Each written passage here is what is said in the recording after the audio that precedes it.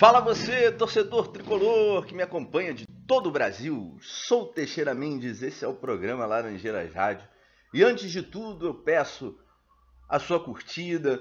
Se não for inscrito, faça a inscrição. Se já acompanha a gente, ajuda a divulgar, dá aquela compartilhada. Que o nosso trabalho está no começo, está crescendo, apesar da minha falta de tempo.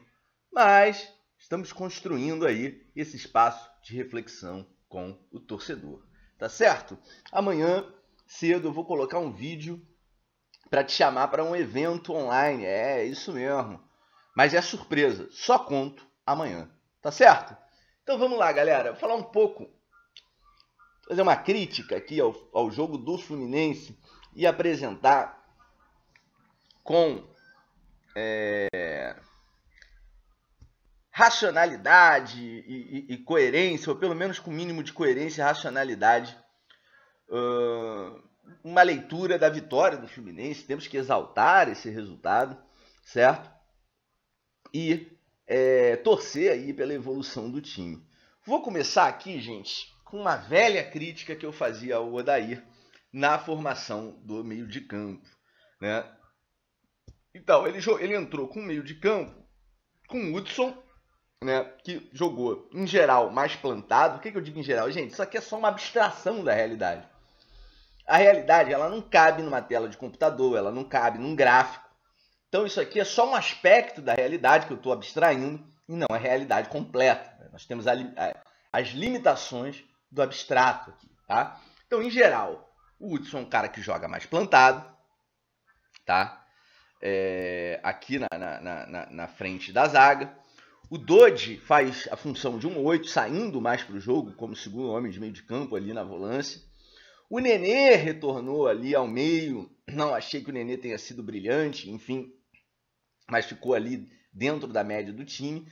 E aí vem a diferença. Ele retornou aquele 4-4-2 antigo, né? Só que aqui, ó, onde jogava o Araújo pela direita trabalhando com a canhota, ele colocou o Caio Paulista, né? E o Araújo retornou ao time, mas jogando com a sua canhotinha pelo lado esquerdo, mais como um ponta, de repente até para procurar essa jogada de fundo pela esquerda. E o Fredão, né, nosso ídolo Fredão, artilheiro lá centralizado com a 9.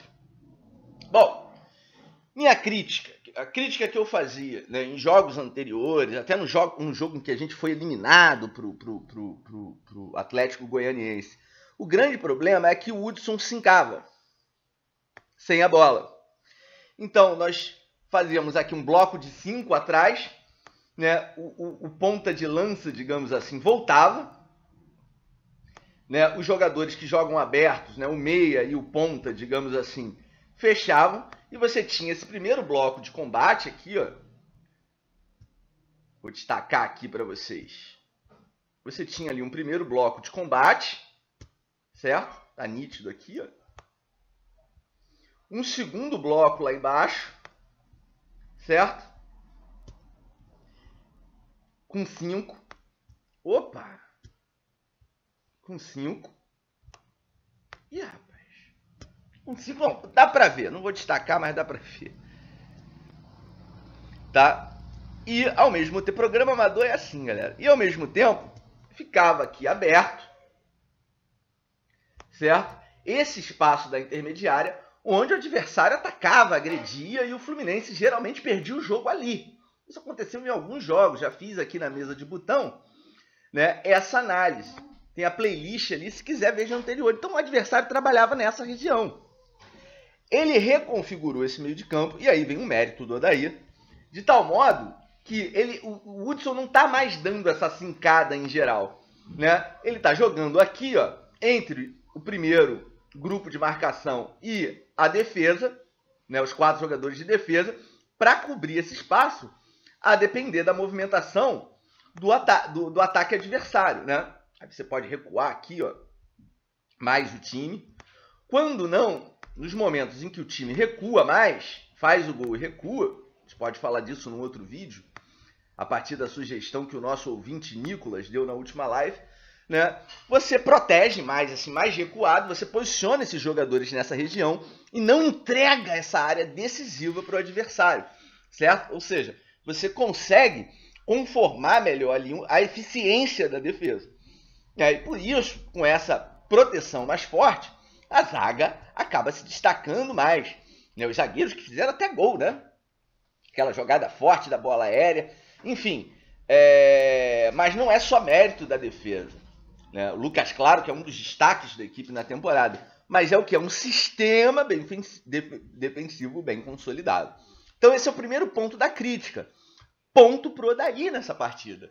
Também quanto o Atlético Mineiro lá no Mineirão, ele conseguiu ajustar esse meio de campo, embora tivesse jogado com 3 volantes, certo? Agora, o que eu acho que é um demérito do time do Fluminense e do seu responsável técnico, que é o Odair, aqui na nossa crítica. Já falamos aí do mérito, da parte positiva. Tá todo mundo chateado contigo ainda, Odair, porque a gente foi eliminado pela La Calera na primeira fase da Copa Sul-Americana e eliminado pelo Atlético Goianiense. Tá? Não estou dizendo que essa, digamos, boa fase do Fluminense possa ser explicada apenas em virtude dessa, entre aspas, folguinha nesse calendário maluco. Mas contribui, é uma vantagem que nós temos.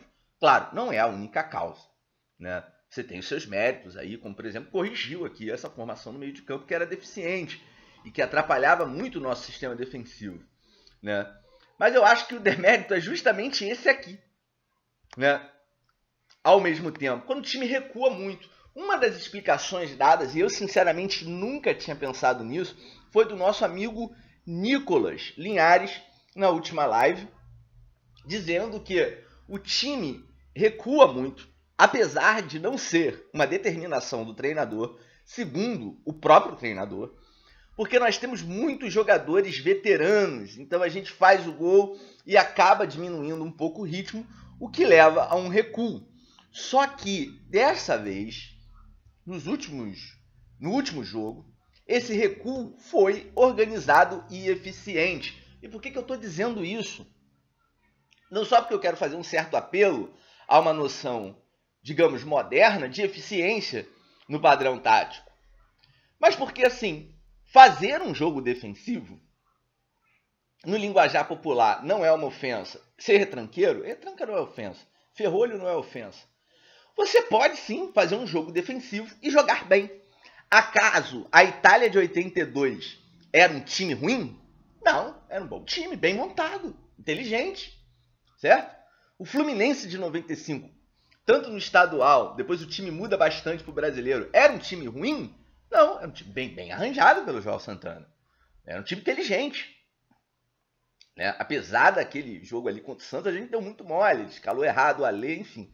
Aquilo ali para mim foi pior do que a perda da Libertadores. Aquela semifinal do Brasileiro de 95, porque a gente tinha condições de ganhar do Botafogo, né?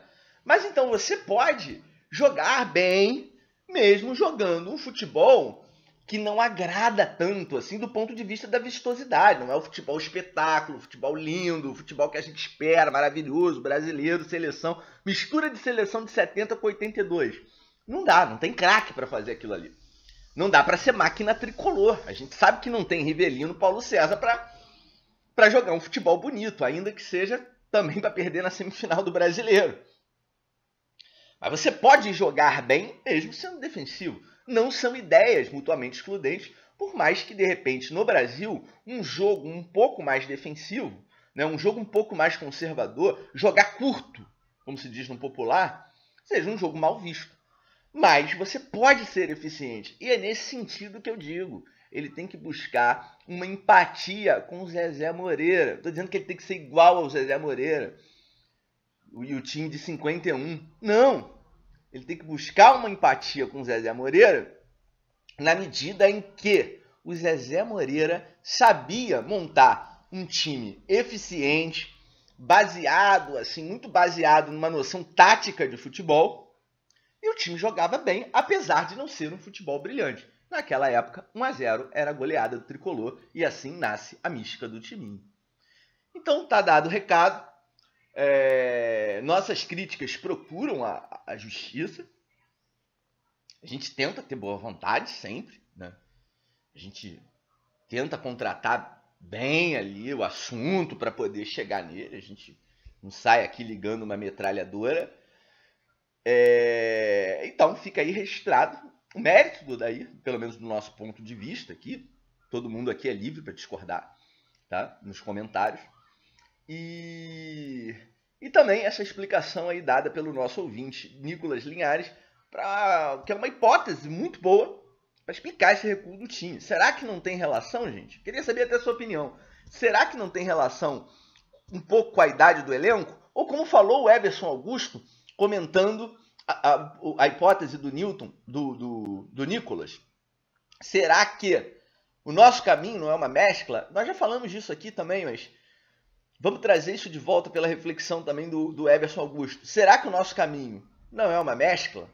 Ter uma espinha dorsal ali de veteranos mais experientes, mas apostar um pouco mais na juventude, como no jogo contra o Atlético Mineiro, onde o time foi defensivo, mas foi bem? Fica a pergunta, a reflexão, espero seu comentário. Desejo a todos uma excelente semana, um grande abraço. Sou o Teixeira Mendes e esse foi o quadro Mesa de Botão do Laranjeiras Rádio. Valeu, galera!